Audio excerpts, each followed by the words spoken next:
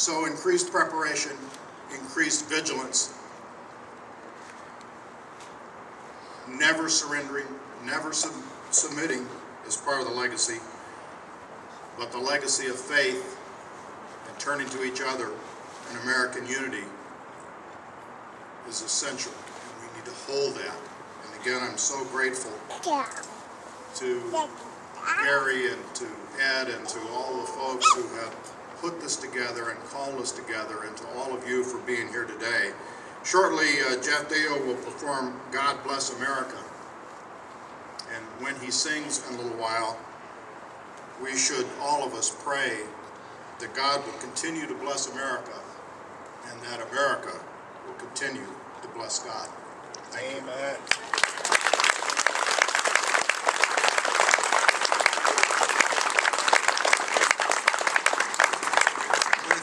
Congressman Klein and Senator Klobuchar, again, they do need to leave. They're going to be departing us. They have a full schedule, as you might imagine, today, so they are taking off right now.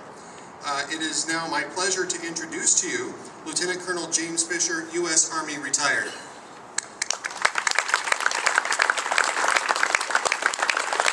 Thank you very much. 10 years, a milestone, perhaps an artificial one. We can celebrate 9, 11. We can celebrate the number of months since the event. But it does serve us well to remember, and remember we should. As I was thinking about today, my training as an historian kicked in, and I wondered what was happening to our country 10 years after other attacks that had propelled us into war. Here's a brief list.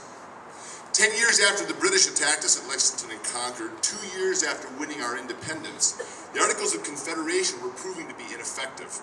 The government was having difficulty paying its bills. In a few months, people in Massachusetts would rebel under a man named Daniel Shays, and our leaders would begin writing the Constitution. 10 years after Confederate militia fired on Fort Sumter, launching our great Civil War, and 6 years after the end of fighting, Congress passed the Third Force Act, which authorized President Grant to use the military against the Ku Klux Klan and declare martial law in parts of South Carolina. 10 years after German attacks on our shipping compelled us to enter World War I, the war to end all wars, and 8 years after that war ended, our government began negotiating a treaty that became the Kellogg-Briand Pact, also known as the General Treaty for the Renunciation of War. Germany, France, England, Italy, Japan, and about 50 other countries signed as well. We all know how well that worked.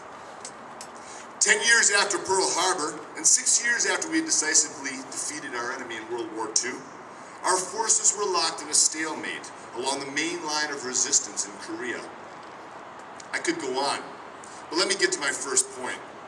Some complain that 10 years later, the war precipitated by the attacks on New York and Washington is not over.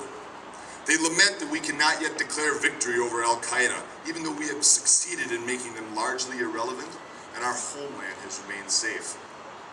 My answer to their complaint is simple: so what? These 10-year anniversaries of other attacks on the United States show us that the fight for liberty, the need to defend our nation, is never ending. We have still needed to be vigilant against tyranny, whatever its form. Our military has had to stand ready, ready to defend, ready to respond. They've needed to remain prepared to bear any burden and pay any price in defense of liberty. Our military today, soldiers, sailors, airmen, Marines, Guardsmen, and reservists, remain vigilant. Today, our military enjoys platitudes and gratitude from our society. I am personally thankful for that. But even when we have not been appreciated, we still stood watch, whether it was on the deck of a ship, in our embassies abroad, on the frontier in Kansas, Arizona, Korea, Germany, or Hawaii, or in missile silos, or on bomber patrols 24 hours a day, 7 days a week.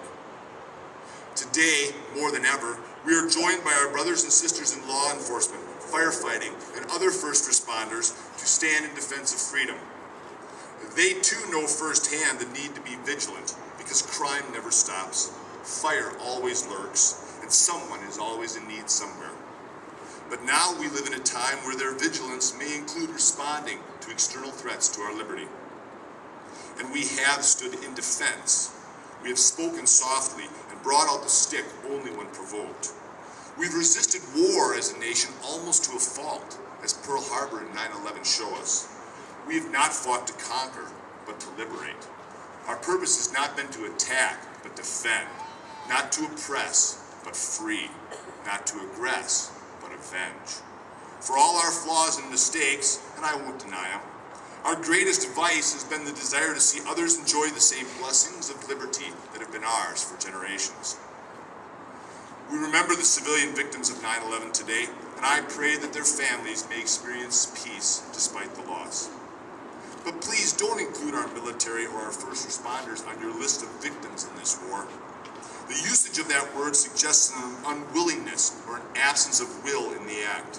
It suggests helplessness. There are victims of crime, victims of disease, and victims of those attacks 10 years ago. There are people who did not ask for what happened to them. They were simply trying to live their life in peace. Of course, your military and first responders don't ask to die or be wounded, but we certainly do volunteer to take the risks that keep our fellow citizens safe. We know what we're getting into. We take the risk freely, without mental reservation or purpose of evasion, as the military oath says.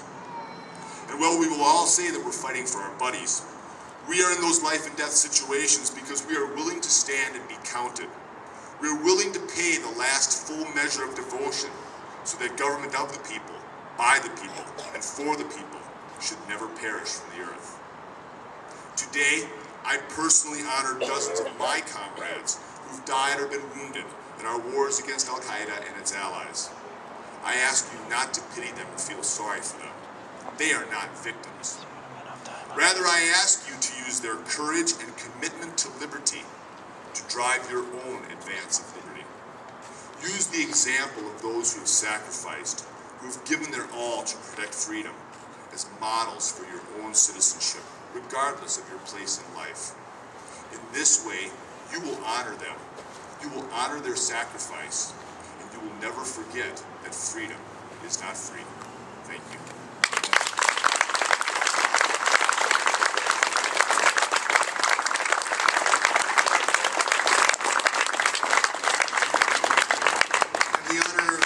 Our next speaker, Captain Sabra Brown.